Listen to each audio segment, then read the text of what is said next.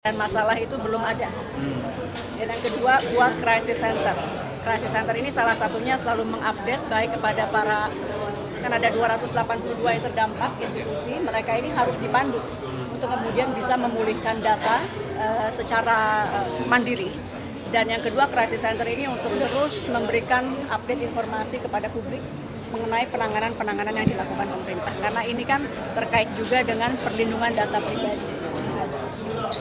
Memang tadi disampaikan belum ada indikasi kebocoran data, tapi tetap kita harus wanti-wanti bahwa perlindungan data itu dinilainya bukan ketika bocor, tapi ketika sudah ada kegagalan perlindungan, itu sudah kita anggap menjadi ranah perlindungan data pribadi.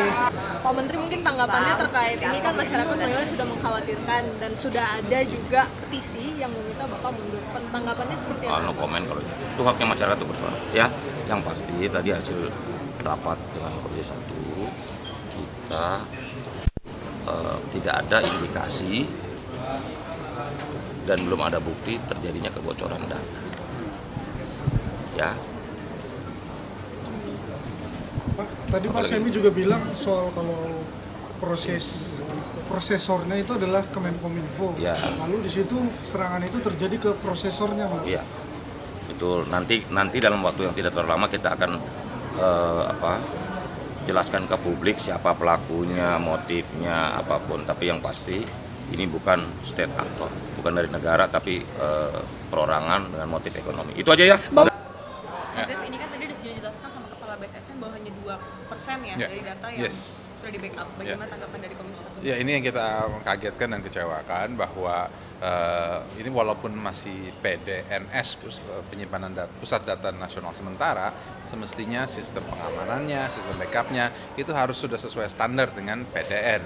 Nah, walaupun sekarang masih dikelola oleh Telkom dan Arta, semestinya sudah sama standarisasinya seperti yang permanen. Nah, maka itu ini kita akan bahas lagi, ini kan baru dijawab oleh Pak Hinsa.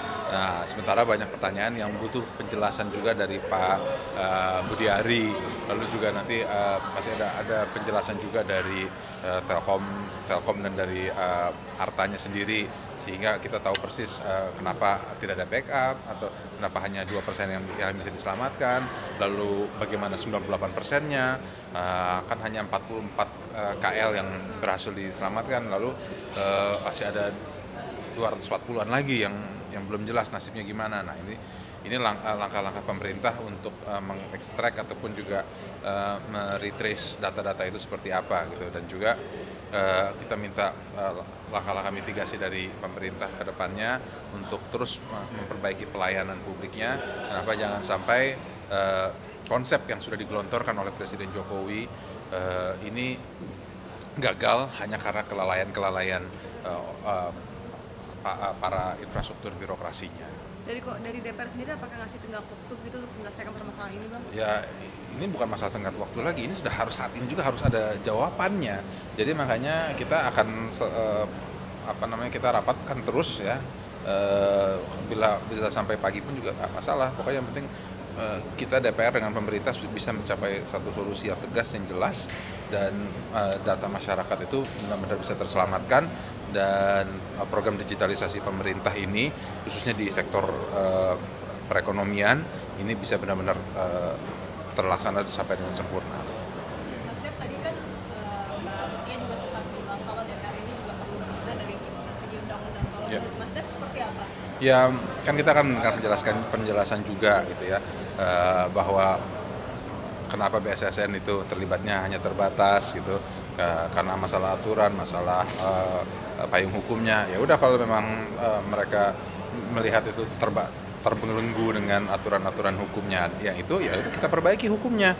Apakah kita buat undang-undang baru atau kita revisi kembali undang-undang yang ada? Yang jelas itu harus ada solusi yang permanen sehingga dunia digital kita ini ya tidak selalu menjadi momok untuk bahan bercandaan bagi orang. Kenapa? Karena bila memang benar-benar ransomware ini menyandera sistem kita, apa memang benar hanya dihargain 8 juta dolar gitu ya. Terus angkanya pun juga sepertinya agak aneh gitu, kok jumlahnya 8, itu dapat dari mana? Nah, ya ini hal ini nih yang membuat banyak pertanyaan.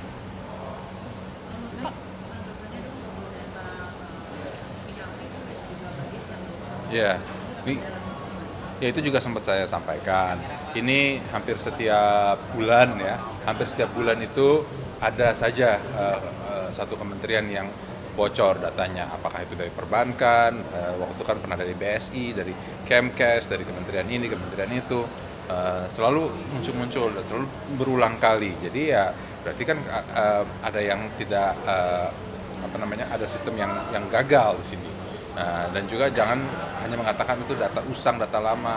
Ya kalau baju usang, baju tua ya memang bisa kita sumbangkan. Tapi kan kalau data tidak, kalau sudah data lama itu seharusnya sudah dihancurkan, sudah di-delete. Ini masih bisa bocor? Apakah kebocoran itu karena ada yang menghack atau ada yang mengekstrak datanya dari luar atau ada dari faktor internal?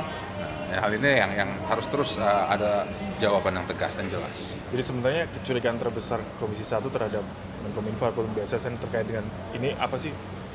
Ya kita masih belum bisa putuskan apapun karena kan rapatnya masih berlangsung. Jadi nanti kalau rapatnya sudah selesai, sudah ada kesimpulan, sudah ada rekomendasi, nah baru kita bisa jawab pertanyaan-pertanyaan tersebut. Karena saya pun juga masih belum bisa mendapatkan jawaban yang konkret.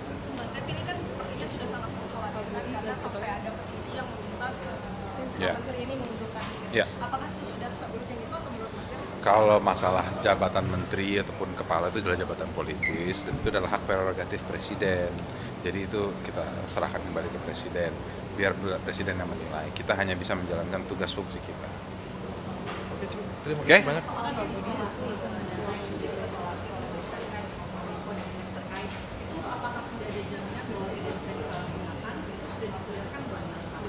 Ini kita masih pembahasan kan, karena kan masih ini kembali lagi ya, ini rapat masih berlangsung. Jadi nanti begitu sudah ada kesimpulan baru kita bisa tahu persis sejauh mana dan langkah-langkah yang sudah diambil apa saja.